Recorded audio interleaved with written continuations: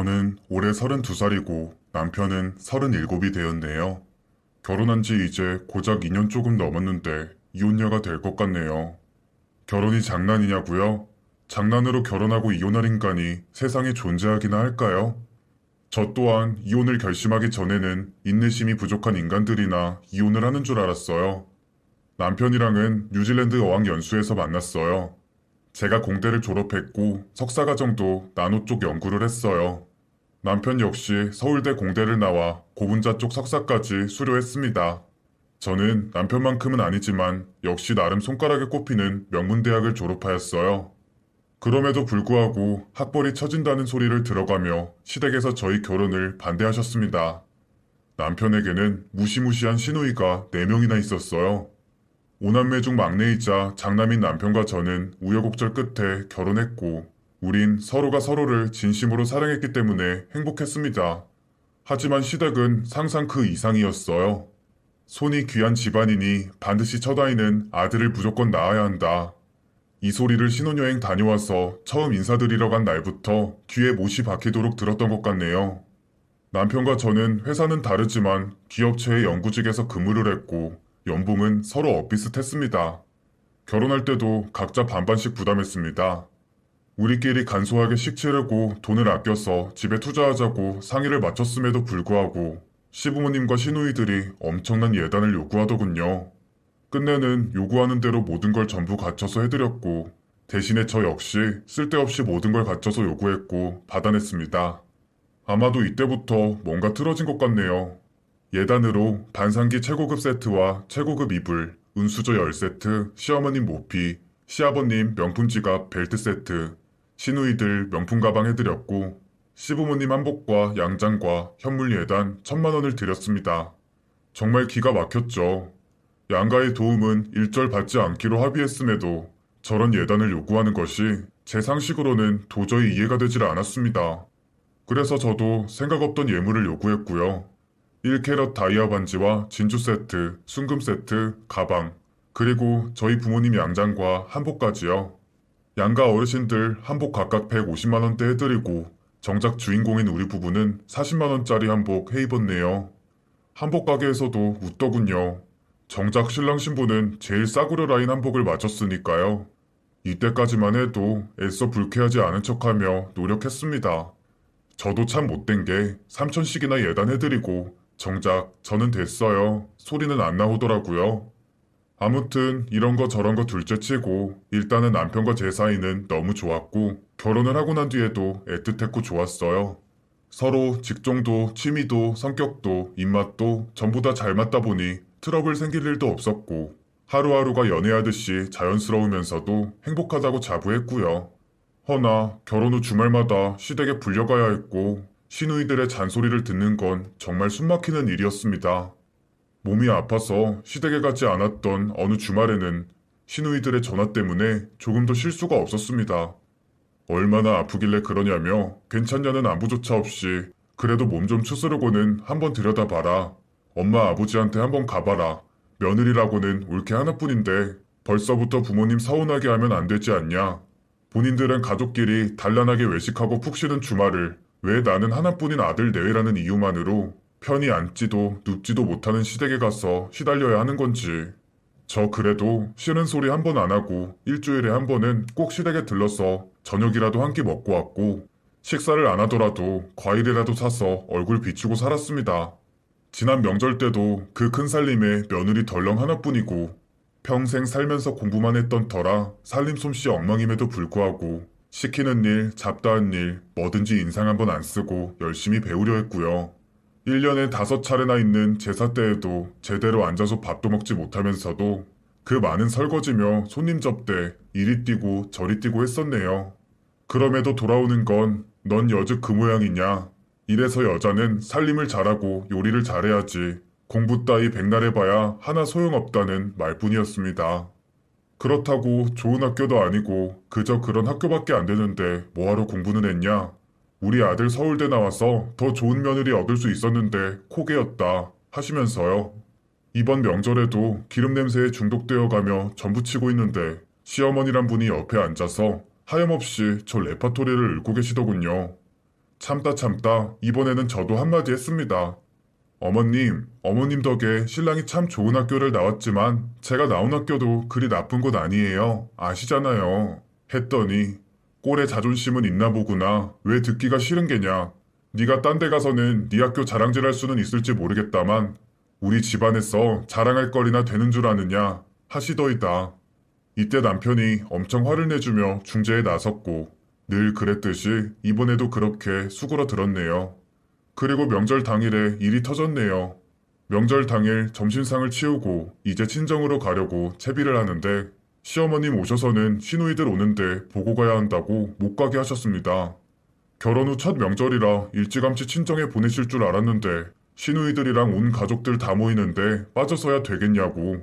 자신의 아들은 이럴 때 아니면 언제 누나들이랑 매형들이랑 어울리겠냐고 하면서 시누들 다 올 때까지 기다리라고 하시더군요. 너무 황당해서 저희 집에서도 부모님이 기다리고 계신다고 하였더니 정 가려거든 너 혼자 가라고 현관쪽으로 저를 툭툭 밀치는 신용을 하셨습니다. 이때 정말로 저 속된 말로 뚜껑 열릴 뻔했습니다. 남편이 엄마 왜 이러시냐고 장모님 기다리시는데 어서 가봐야 한다며 옷을 입고 추스리자 시어머님 갑자기 대성통곡을 하시더이다. 이런 법이 어딨어. 세상에 어떻게 이럴 수가 있어. 우리 집에 아들이 둘이야, 셋이야. 아들 하나 겨우겨우 늦둥이로 낳아 곱게 키워놨더니 본때도 없는 것이 들어와서는 애 버르장머리를 이렇게 버려놨네. 이래서 못 배운 것은 들이면 안 됐어. 이러면서 주저앉아 우시는데 더 이상은 참을 수가 없었습니다. 도대체 어머님은 제가 어떻게 했음 마음에 드시겠어요? 그랬더니 대뜸 가려거든 너 혼자 네 집 가라고 하시길래 아니 그거 말고 언제까지 그런 말씀 계속하실 거냐고. 그동안은 남편 없을 때 저에게만 그런 모진 소리 하시길래 기분이 나빠도 참았고 서러워도 참았는데 이제는 남편이 있어도 서슴없이 그런 말씀을 하시는 거 보니 어머님도 습관이 되신 것 같고 더 이상은 저도 듣고 있을 수가 없다는 식으로 말씀을 드렸어요. 역시나 같은 레퍼토리가 흘러나왔습니다. 어디서 저런 걸 며느리라고 데리고 왔느냐며 남편에게 내가 너 어떻게 키웠는데 어쩌고. 시아버님은 그만 좀 하라고 시어머님 눈치 보며 한마디씩 하실 뿐이셨고 남편은 너무 당황스러운 표정을 짓고 있을 뿐이었어요. 저는 그나마 조금 남아있던 이성을 추스리고 어머님께 차라리 제가 이혼이라도 해드려야겠나요? 라고 당돌하게 한마디 내던졌습니다. 그 자리에서 그 말밖에는 다른 말은 생각이 안 나더라고요. 내가 이러려고 결혼했나? 내가 지금 여기서 뭘 하고 있는 건가? 비록 서울대는 아니지만 만족스러운 성적으로 좋은 대학교를 졸업했고 또 누구보다 열심히 지금까지 쉬지 않고 노력해왔는데 그 모든 걸 부정당하는 느낌이 들었습니다. 무엇보다도 잘 키워주신 부모님까지 욕보이는 것 같아 더 이상은 참을 수가 없었습니다. 만약 제가 무언가에 서투르고 잘못해서 그런 부분을 지적하시고 혼내신다면 당연히 새겨들어 마땅하고 귀 기울였을 겁니다. 하지만 터무니없는 이유들로 말도 안 되는 인신공격을 일삼고 조금 싫은 내색을 보이거나 자리를 피하려고 요령을 쓰면 득달같이 달려드는 4명이나 되는 시누이들도 버겁고 우리 부부 잘 살려고 한 결혼인데 이렇게 매일매일 지옥같이 살 얼음판을 걷는 것 같이 사는 것이 과연 맞는 걸까 싶었어요. 시어머님은 결혼이 장난이냐며 고래고래 소리 지르시고 여차저차하여 남편이 대충 상황을 수습하고 저를 데리고 나왔습니다. 친정으로 가는 길 내내 저는 아무 말도 하지 않았어요. 남편도 그런 저에게 아무 말도 먼저 걸지 않았습니다. 어찌 보내는지 모르겠는 명절을 보내고 집으로 돌아와서 오늘 하루 종일 생각했습니다. 남편은 그저 제 눈치를 보며 괜찮냐고 물었지만 저는 괜찮다는 대답도 안 괜찮다는 대답도 어떤 대답도 할 수가 없었어요. 그저 혼자 생각을 좀 하고 싶다고 말했고 하루 종일 컴퓨터 방에서 생각만 한 것 같습니다. 방에 있는데 남편이 제 눈치를 살피며 방문을 두드린 후 들어와서는 조심스럽게 말을 꺼내더라고요. 여보, 내가 정말 미안해. 그래도 우리 정말 사랑해서 여기까지 왔잖아. 내가 앞으로는 항상 당신 편만 들게. 그리고 행사나 명절 때는 나 혼자만 다녀올게. 당신은 친정에 먼저 가 있거나 쉬어. 됐어. 당신을 어떻게 믿어? 한 번만 속는 셈 치고 믿어줘. 만약에 또 이런 일이 있으면 그때는 당신이 하자는 대로 다 할게. 저는 남편의 말대로 속는 셈 치고 한 번만 믿기로 했어요. 그 후 저는 정말 명절 때마다 시댁에 가지 않았어요. 시어머니와 신우의 닭달 때문에 힘들 줄 알았는데 예상외로 시댁에서는 아무 연락도 하지 않았습니다. 그때는 남편이 중간 역할을 잘 해주었기 때문이라고 생각했었죠. 중간에서 얼마나 힘들까 안쓰러운 마음에 예전보다 남편에게 더 잘하려고 했었어요. 남편 역시 저에게 더 잘해주었습니다. 그렇게 저희는 제가 꿈꾸던 결혼 생활을 하고 있다고 생각했습니다. 하지만 그것은 착각이었다는 걸 나중에야 알게 됐습니다. 여느 때와 같이 퇴근 후 함께 저녁을 먹는데 남편 핸드폰 진동이 울리더군요. 진동이 여러 번 울리는데도 전화를 받지 않길래 급한 전화인가 본데 좀 받아봐 라고 말했죠. 그런데 이상하게 남편 얼굴에 당황한 기색이 역력했어요. 저는 누구냐고 무슨 전화냐고 물었고 남편은 아무것도 아니라며 마저 밥이나 먹자고 했습니다. 뭔가 숨기려는 듯해 보여서 신경이 쓰이더군요. 남편이 잠자리에 들기 전까지 남편의 핸드폰만 주시했어요. 그리고 남편이 잠시 핸드폰을 두고 화장실에 간 사이에도 진동벨이 울리더군요. 누구한테 이리도 전화가 끈질기게 오는 건가 싶어 핸드폰에 뜨는 발신자 이름을 봤더니 남편 회사 상사더라고요. 김현우 국장님이라고 저장돼 있었거든요. 퇴근 후에도 업무 지시를 내리려는 건가 싶어서 제가 전화를 받아서 남편이 피곤해서 오자마자 골아 떨어졌다고 말하려고 전화를 받았는데 제가 여보세요라고 말하자마자 전화를 끊어버리는 겁니다. 그리고 혹시 몰라 카톡을 들어가 봤어요. 그 국장님으로 저장된 사람과 최근에도 카톡을 했더군요. 그런데 아무리 생각해도 영 찝찝한 마음이 떠나지 않아 그 카톡방을 들어갔습니다. 그런데 주고받은 내용이 이상했어요. 사랑한다, 내일도 빨리 보고 싶다, 출근이 이렇게 기다려지는 회사가 있을까 등등. 정말 하늘이 무너지는 기분이었습니다. 배신감에 치가 떨렸습니다. 그러다 남편이 화장실에서 나오려는 소리가 들려 남편의 핸드폰을 다시 제자리에 두었습니다.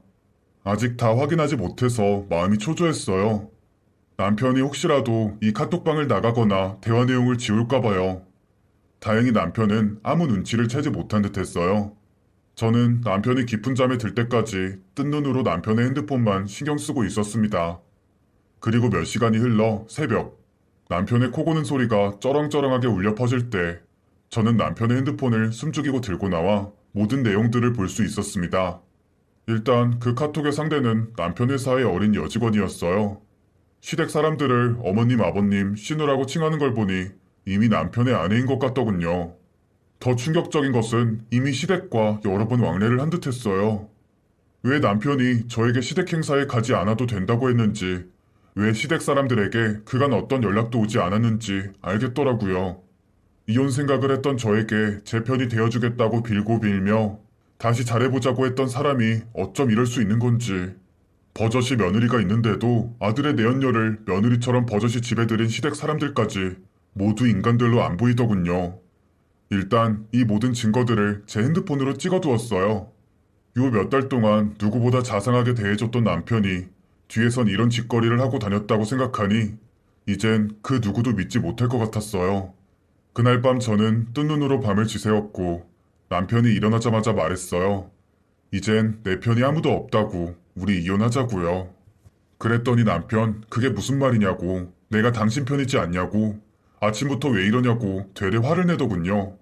화내는 남편의 목소리에 잠시 넋을 놓고 있다가 이내 다시 정신을 차리고 어제 제가 본 내용들을 다 말해주었어요. 그러자 돌아오는 남편의 대답은 정말 충격적이었습니다. 이거 다 당신을 위한 거야. 내가 그 여자가 진짜 좋아서 만났다고 생각해? 사실 엄마가 당신이랑 하루라도 빨리 이혼하고 다른 여자를 만나라고 닥달을 하셨어. 당신이 시댁 모임에 안 오니까 당장이라도 당신한테 엄마랑 누나들이 찾아가서 가만 안 둔다고 하니 나라고 방도가 있어? 다른 여자라도 데리고 가야 했어. 그래서 걔를 데려간 거야. 나 걔랑 잠자리도 안 했고 마음도 준 적 없어.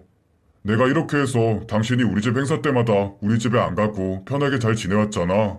내가 정말 사랑하는 건 당신이야. 당신도 알잖아. 저는 웃기지 말라고 지금 당장 이혼할 거라고 소리소리를 지르고 지금 친정에 와 있는 상태입니다. 여러분들은 이 사람의 말이 믿어지시나요? 남편도 그 여자도 시댁도 전부 다 밉습니다. 제발 저에게 현명한 조언을 부탁드립니다. 제 이야기 들어주셔서 감사합니다.